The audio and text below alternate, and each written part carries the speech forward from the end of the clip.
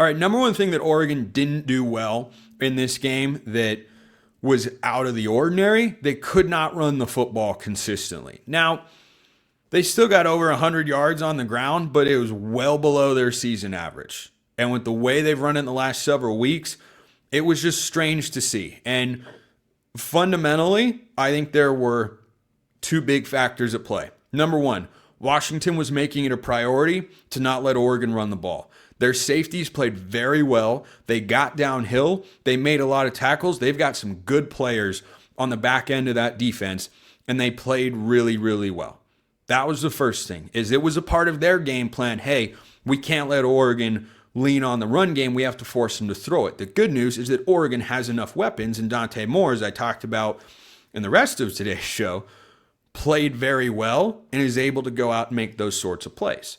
So that was the first thing. Second thing, the offensive line did not block Washington's linebackers well. Zach Durfee is a good football player. I don't think there are a lot of guys on Washington's defense that would start for Oregon. Zach Durfee is one of them. He's kind of a he can play at both levels in the front seven, but he's a good player. Oregon did not block him very well. And Oregon really struggled climbing to the second level and making those blocks that spring the running backs to get them one-on-one. And the few times that they did, Washington safeties, for the most part, just tackled really well. There were a couple missed tackles created by the running backs, but not as many as usual. De'Aaron Hill did a good job with it. Noah Whittington was okay. Davison didn't have that many places to go. But Washington's front seven has gotten better. Did not think Oregon's offensive line blocked incredibly well. But Davey Uli had a rough day in the run game. Again, as a pass protector, he's really good. But boy, he did not have his best day. I don't think Emmanuel Prenon had his best day. The other thing is Poncho is not 100%. Isaiah World and Alex Harkey, about what I expected. About what we've come to expect. Like, they're just good. They're kind of the same each week. But the interior of Oregon's offensive line has been better in the tackles consistently. They just did not have a good game. And I really don't think watching Poncho, the number of times that he got pushed around a bit in the run game, again, was totally fine in pass protection. I don't think he was 100%. Gave it a go, was able to play, but him getting back to 100%, I think will make a difference for Oregon in the run game. Because not only was he not pushing guys around the way I've seen him do in other games this year, he was also getting pushed around more than I'm accustomed to watching. With Prenon, I don't know. They keep moving Davey Uli and Emmanuel Prenon from left guard to right guard. I think Uli plays better at left, and Prenon can play either one. And Uli in run blocking struggled in this game.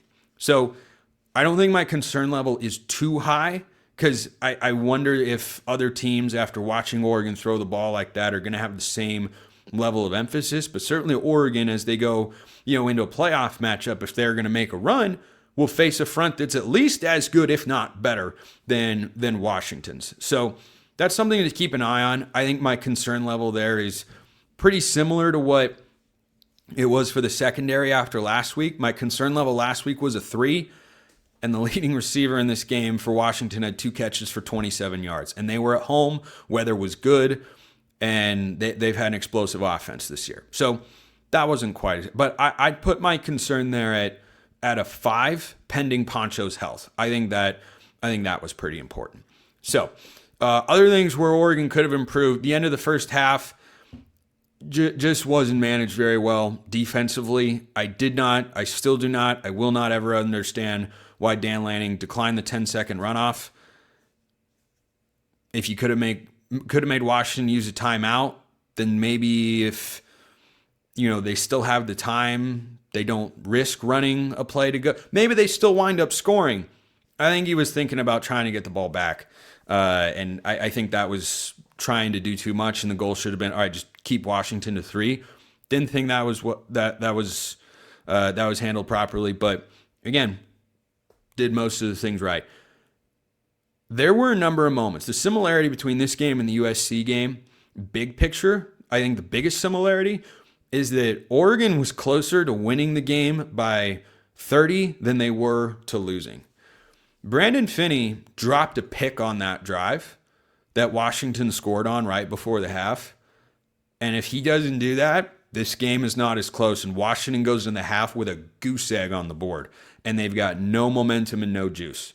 And they might have only scored 7 points in the entire game. Now, they scored on different variations of the same concept, which is illegal pick play against man coverage. And Oregon has to find a way to be less vulnerable to those. Either get better at defending them or just run a lot more zone coverage. And look, every defense has got its drawbacks and whatnot, but the big play to Roebuck that set up the touchdown where he just barely beat Finney to the inside, heck of a throw by Damon Williams. The touchdown on the pick play to Denzel Boston, the 4th and 8 touchdown to Denzel Boston, they were all those rub routes. So perhaps when Oregon gets down closer to the end zone, they need to play more zone and they can man up a bit more when they're between the 20s. Just my initial reaction there. But Washington was doing that a lot and Oregon was not making an adjustment. And then with the game basically on the line on 4th and 8, they again go man-to-man and they're not getting set in time and they're thrown off a bit by the motion. And then Theron Johnson's one-on-one with Denzel Boston. They run a good pick play and which was perfectly legal, and then he runs wide open. So that's something to watch going forward. Here's another one offensively. Dante Moore and Kenyon Sadiq, the last 2 weeks have worked together to make Sadiq the leading receiver. My concern level of this connection is a 1. It was right there. They were just a little off. Nothing's ever going to be 100%. I almost want to think about this in terms of the law of averages. Like if Kenyon Sadiq and Dante Moore, try to link up for passes downfield 100 times and they're going to convert, 80% or whatever it is. I felt like 15 of that 20% was just all condensed into this game. Dante Moore was a little late on a crosser. Sadiq had his guy absolutely cooked on the corner route, and Dante Moore's got to throw a better ball so that he doesn't have to dive for it. The fade route on 2nd and 17 went right off Kenyon Sadiq's hands. It was a perfectly thrown ball. It was right there, and then I don't think that's going to be a problem whatsoever. That Dante Moore still finished with 286 yards and a touchdown in this game, and then, of course, ran for 1. But that connection was just flat out off. Kenyon Sadiq had 4 catches for 11 yards. 4 catches for 11 yards? And still Oregon was able to have success. I'm not worried about it one bit. My concern level there is a 1. So those moments, in addition to a play that led to a punt, and I don't know what happened. De'Aaron Hill lined up in the slot. He ran a crossing route, was wide open on the drag. Dante Moore wasn't pressured and just threw it behind him. He probably thought De'Aaron Hill, who's of course a running back by nature, he probably thought he was going to stop. And generally on a mesh concept like that, you're taught at a certain point running across the field to stop, and he just kept going and not that worried about it. But that was, again, a moment that could have led to points, and Oregon could have opened the game up a little, and then they didn't. They wound up having to punt the ball away.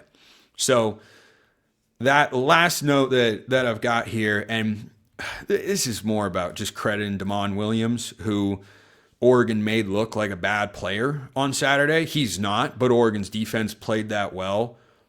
He's hard to tackle. Bryce Betcher and Mateo Uiagalelei had great looks at sacks on him, and it wound up being a significant difference in yardage. On Mateo's, Dylan Thieneman tracked him down and wound up getting credit for the sack because he chased him in coverage or in quarterback spy situation rather. But man, Mateo all year, it feels like, has just been getting right next to the quarterback, and he just cannot finish the sack.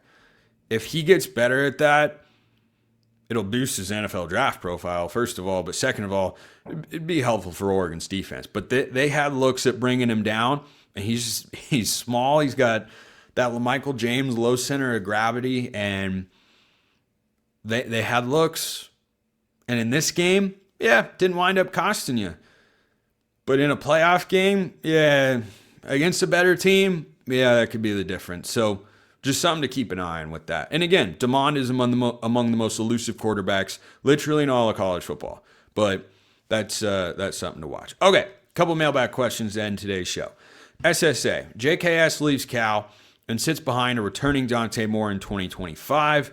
Consider Moore's return, NIL need to make it happen, desire to develop quarterbacks ahead of him, other schools and coaches make a bum's rush for JKS, his mental maturity, etc. So the Cal job still has not been filled. Watch for Tosh Lupoi. I'll probably have more thoughts on that tomorrow, but I got some intel that he is still very much a serious candidate there, and that could take place. Not official, not official as I'm recording this show, but I won't be surprised at all if that comes to fruition. On JKS leaving Cal and sitting at Oregon in 2026 behind Dante Moore, I'm in a 1. The only way, and I don't think this is likely either, the only way JKS leaves Cal comes to Oregon is if Dante Moore goes to the NFL draft. Only way I think that happens is if Oregon wins a national championship. I'd be here for that trade-off, by the way. But when you've started at a Power 4 school, JKS just went 31 of 40 against a top 25 team for 330s and 4 touchdowns and a game-winning drive. That guy should either be back at Cal, where he enjoys being, or he should be at a bigger program that can pay him a lot of money and have him play in some bigger games. Those are the only spots. And no, he should not. He doesn't need to come to Oregon and develop for a year. Dante Moore did. Very mature thing to do. JKS does not. EJ says SSA, which is, of course, Spencer's scale of agreement. The Ducks are in a better position this season compared to last year to win their first national championship. No national expectations. None. No undefeated season adding pressure. Correct. They get the benefit of the ridiculous playoff schedule. This coaching staff has already experienced the playoffs and will learn from last year. Okay, so the fundamental SSA is the Ducks are in a better position compared to last year to win their first national championship. Their first game won't be against Ohio State. So that's got to be somewhat of a better position. No national expectations. I don't think that's a part of it, because that cloud of not having won a national championship yet is the only thing hanging over the program. No undefeated season adding pressure. Sure. If they get a home playoff game, they won't have a ridiculously long layoff as they did last season, but they will still have time since they're missing the Big Ten title game to get healthy. So they fixed the seeding, so being a lower seed is not potentially advantageous as it was last year, but a better position than last year. A better position than last year? I'm giving that a 7.5 because I think this could work out great. No Big Ten championship game. Rest up and get everybody healthy. That includes Poncho, the rest of the offensive line, the receiving core. Get them to 100%, but don't make them sit for almost a month, basically. First game is likely to be December 19th or 20th. Should be at Autzen Stadium. Yeah, I'll give that a 7.5, that they're in a better spot schedule-wise than last year. I agree. Appreciate everyone listening. I'll see you next time. Until then, hope you all have a wonderful rest of your day, and go Ducks.